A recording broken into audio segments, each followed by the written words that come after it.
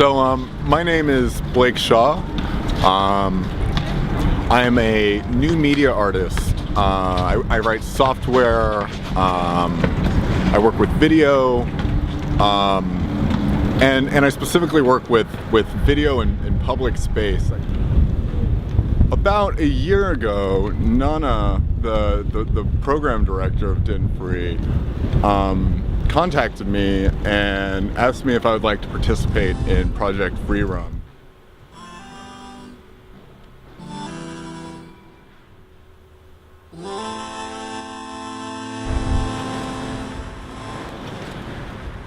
So with FRI being a project about the transformation of DIN-FRI and the expansion of this very old Danish institution, when they invited me, I didn't really want to do something that just maybe decorated the museum with art. I wanted to do something that I think worked on a deeper level of thinking about the transformation of DIN-FRI in the face of the transformation of Denmark.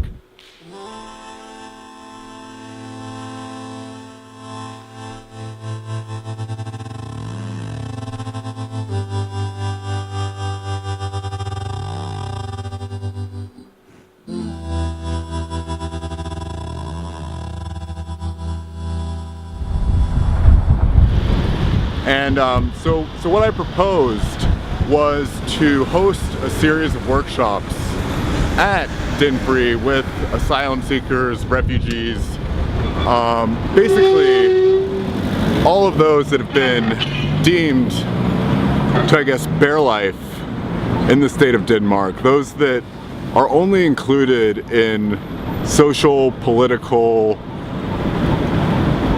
circles, or are only socially included as much as they're excluded.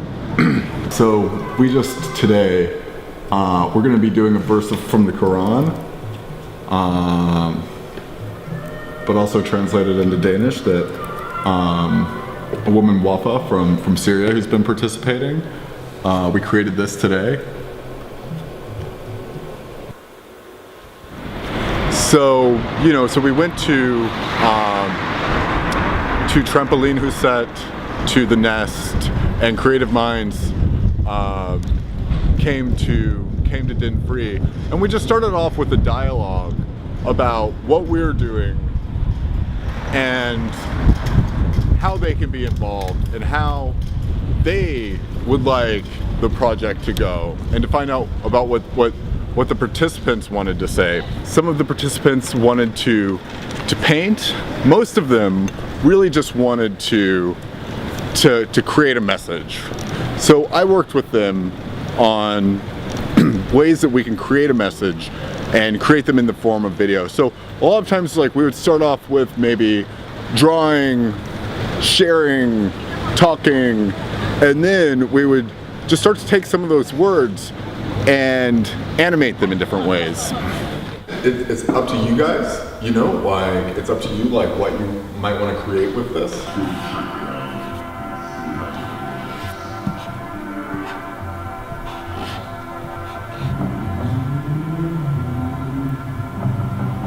Palestine, every time I draw about you, I feel my blood colors. No, then make it, yes, this is better. This is better. If we use this content as the backdrop for some of the other people's poetry, and then it becomes like an integration. It becomes like a solidarity. No problem.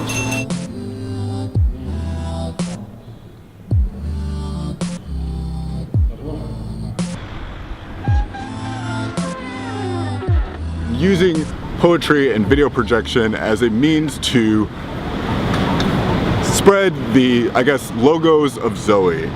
The logos, the words of those that have been deemed completely excluded from, or have been deemed to the most brazen example of bare life under the state. And so the project really focuses on the sort of police distribution of the sensible, the ethnic partitioning of what is visible and invisible, because, you know, even under the society of the spectacle, we can see that what is visible and invisible to you or I in my daily life, we live under a completely different partitioning of logos than those that are living in refugee camps, that are living on the streets, that are experiencing sex traffic. Whoa.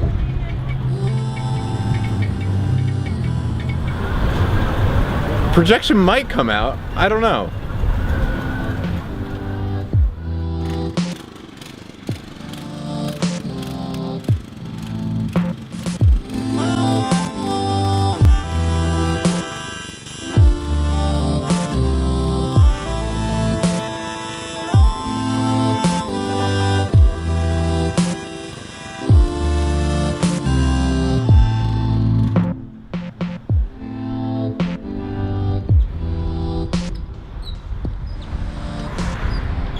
We then took those messages and we didn't only project them inside the museum, we projected them all over major landmarks of Copenhagen, major landmarks of Denmark, such as the National Bank, the Parliament Building, the courthouse, and a few other places. And so the idea is that we're going to take their poems and their messages and paint them onto the sides of, and project them on the sides of buildings over the next 2 nights. When I'm thinking about public buildings or state buildings in Denmark, there's a lot of good places. You know, the National Bank.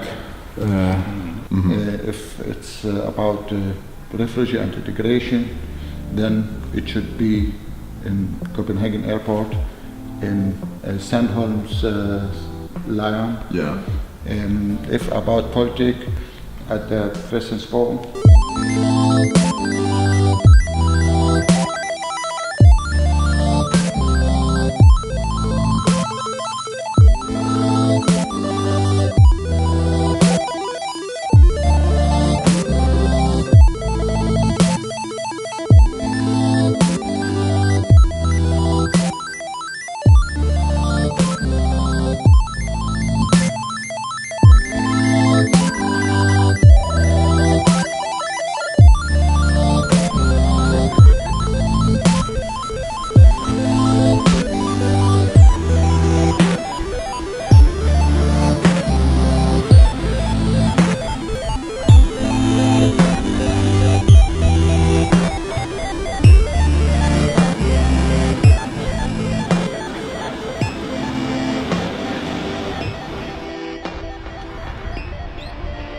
Just walking down the street, they're suddenly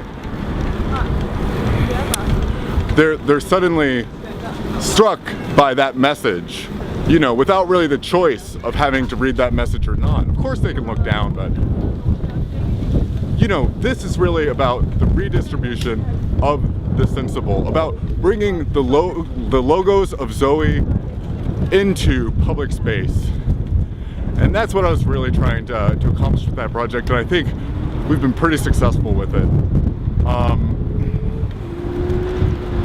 Going up a hill. Christiane bike.